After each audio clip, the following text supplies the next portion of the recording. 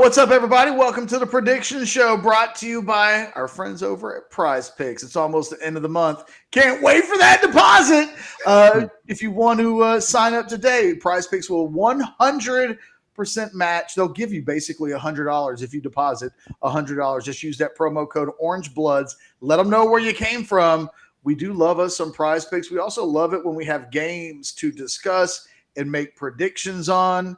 Texas goes into this game against Washington as a 3.5-point favorite. The over and under is 67 for those of you that would care about such a thing. Does anybody want to go first with their prediction? Jason, I'll go to you. I'm going to go to you because I think I know what you're going to do, so why not go ahead and just put you in the number one spot? Yeah, you're going to put the guy that people are going to like the least, I think, because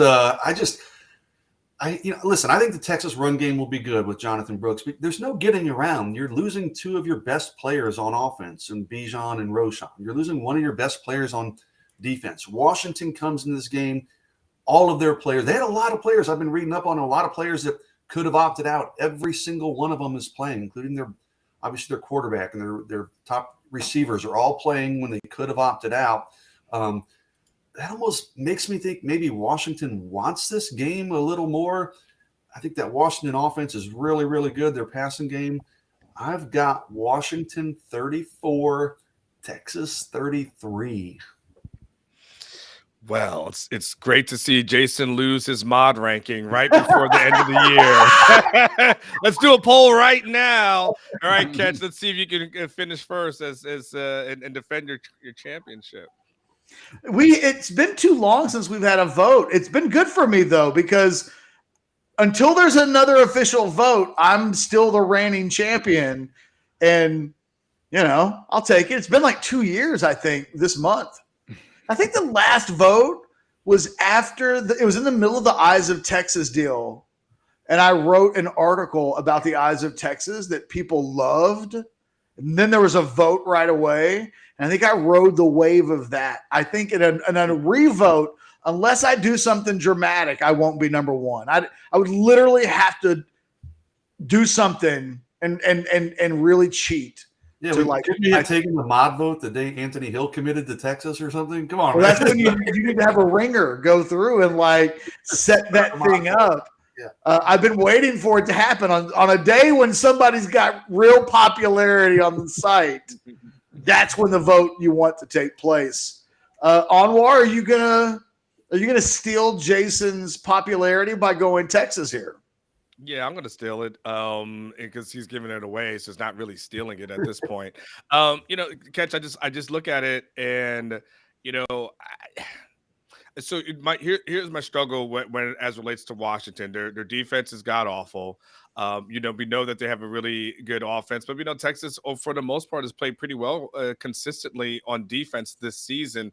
The not having DeMarvion Overshown ends up being kind of the biggest blow, but just about everybody else is back on this defense. So I don't know if one guy will make that dramatic of a difference. And I've seen this team play well at times, especially against some good quarterbacks. So I'm going to go ahead and view this as a game where Quinn kind of shakes off all the past, especially the past 4 games where he hasn't thrown for over 200 yards in any of the past 4 games, which is crazy for me to say. But I think this is a game where Quinn comes out. I think this game is going to be relied upon a lot. So give me 31 to 27 Texas. That's going to be my final score. Alex, batter up. Man, Anwar's gonna think I cheated, but what I came up with was Texas 31, Washington 28. But so Anwar and I are thinking along the same lines. I worry whenever Jason's the one that kind of talks to these other publishers and does the matchups and things like that, and he comes in saying he thinks Texas is. I don't think that Jason has been like the lone wolf picking Texas to lose all season. I don't think that that's happened all season. So that's well under the over and under. Y'all have taken the under by about 10 points with those. No, I think that Texas will get it. And here's my reasoning. I think that Texas gets it done, and it isn't by 10 points. It's by what? You're at 31 to 28. It's more like by 7 points, something like That's that. 8.5. What is it? What is the over under? 66.5? 67.5, I'm showing. Oh, 67. All right. 8.5 points. I mean, Texas's offense is going to be somewhat degraded without Bijan Robinson, right? But I think that the offense will find success. I just, maybe one of those long breakaway touchdowns that we could semi count on for Bijan just won't be there. But yeah, I'm with Anwar. I think that the defense gets it done. I feel like the defense ended the season well. No DeMarvion Overshown is not as big a deal when you consider the fact that they're going to have to replace him next year. But at least for this one last game, as Ketchum mentioned yesterday in the podcast, they do have Diamante Tucker Dorsey. Like he still gets to play in this game, so he'll be able to come in and fill that void reasonably well. And it's the last game for a bunch of these really good defensive linemen.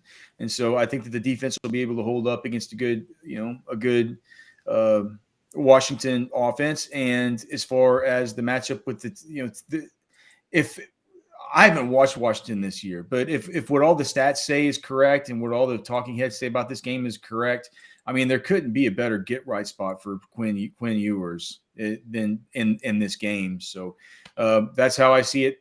That's how I see it going down. My final score: 31 Texas, 28 Washington. Every time this season, I think the Longhorns are about to get involved in a shootout. The game doesn't turn into a shootout.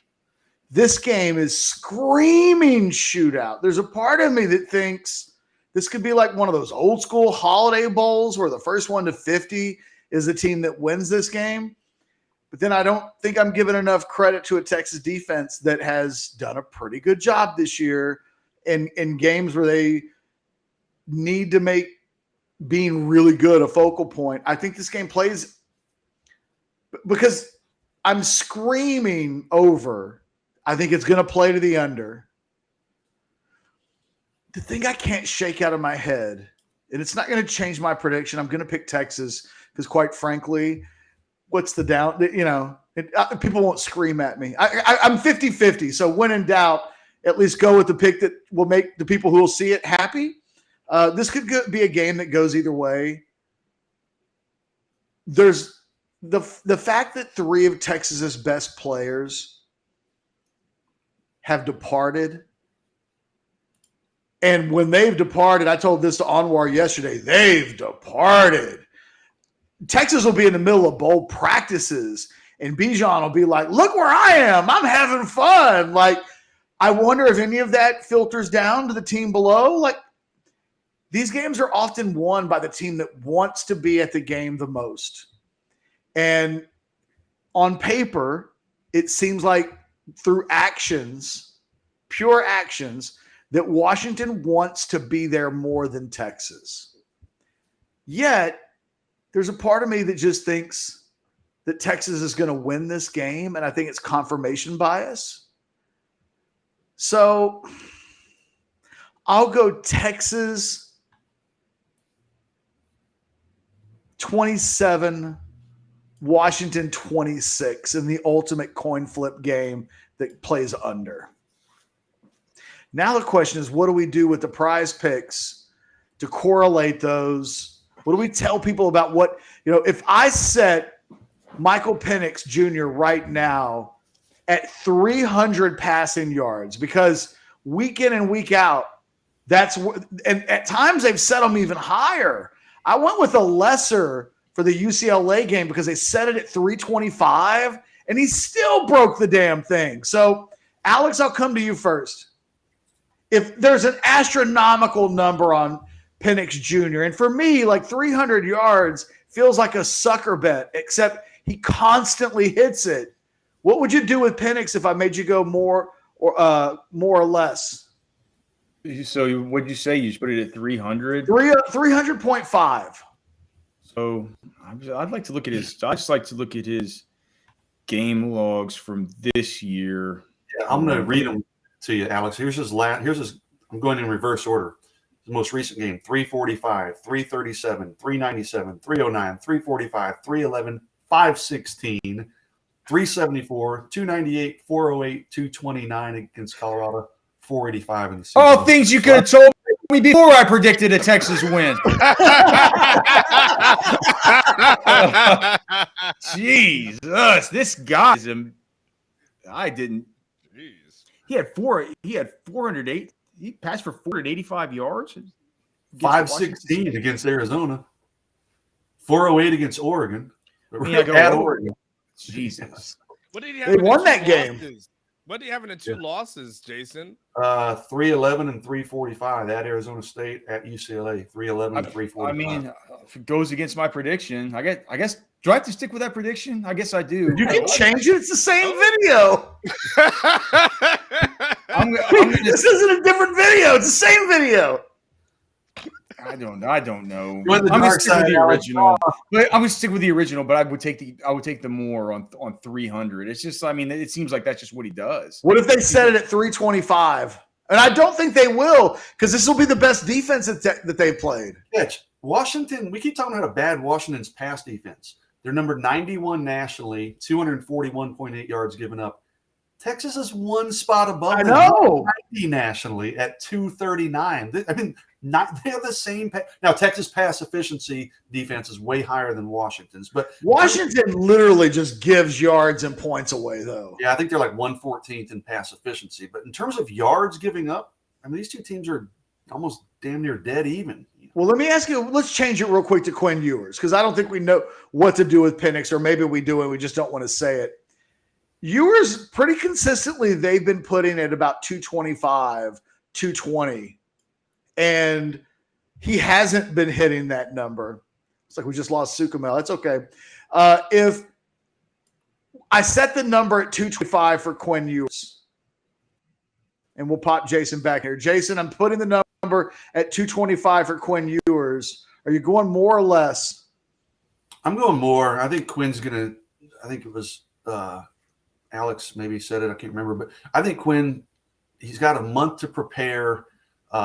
He's going to have to – he's going to have to throw the ball in order for Texas to keep up in this game. So I am comfortably – that would probably be my number one prize pick is Quinn Ewers more. Whatever they set that line at, I think Quinn's going to push 300 yards, in this game. So if it's at 225, I'm comfortably taking the more for Quinn in that one.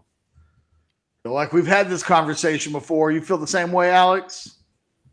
Oh, yeah. More for Quinn. I know that for sure. I'm wondering if I need to – I'm just so mad I didn't look into this Penix stuff before we did pick'ems. And, yeah, my bull pick'ems too.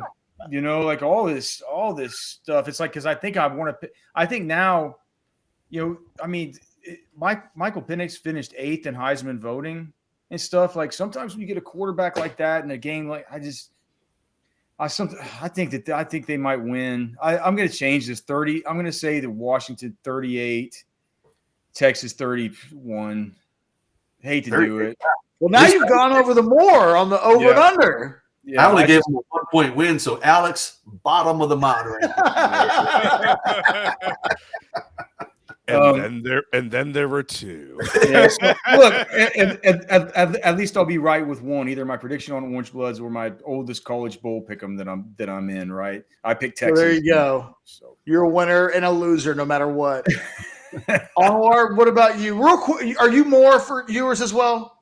Yeah, I just think that I just see a scenario, Catch, where the defense is bad, and I think Quinn's going to have to pass in order for them to win. Like, I just don't – I'd be shocked if this is a game like Baylor where Brooks is running the ball 20-something times because they're taking the ball out of his hand. Like, I think this is going to be a game where they're saying, okay, Quinn, this is going to be a game that Quinn's going to have to win. And so I definitely think that this will be a high-volume game for him. So I would take the more as relates to that. Absolutely. All right, so let's bundle the receivers for a second, because every week PrizePicks usually will have Jatavion Sanders at like 49.5.